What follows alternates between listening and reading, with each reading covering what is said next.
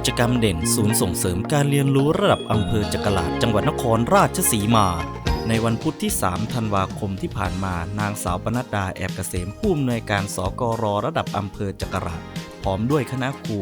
ได้ร่วมกันจัดโครงการพัฒนาคุณภาพผู้เรียนสร้างโอกาสการเรียนรู้ตลอดชีวิตภายใต้สโลแกนเรียนดีมีความสุขซึ่งในการจัดโครงการในครั้งนี้ได้รับเกียรติจากพันจ่าอากาศโทสมพงศ สานนายอำเภอจกราชเดินทางมาเป็นประธานในพิธีเปิดและมอบเกียรติบัตรให้กับภาคีเครือข่ายที่ให้การสนับสนุนการเรียนรู้ตลอดชีวิตอย่างต่อเนื่องพร้อมทั้งมอบวุฒิบัตรให้กับผู้เรียนที่สำเร็จการศึกษาเพื่อเป็นขวัญและกำลังใจในการนำความรู้ไปต่อยอดประกอบอาชีพและพัฒนาตนเองต่อไปถือเป็นอีกหนึ่งก้าวสำคัญของการขับเคลื่อนการเรียนรู้ตลอดชีวิตที่มุ่งเน้นให้ผู้เรียนมีความสุขควบคู่กับการมีความรู้ที่ยั่งยืนครับ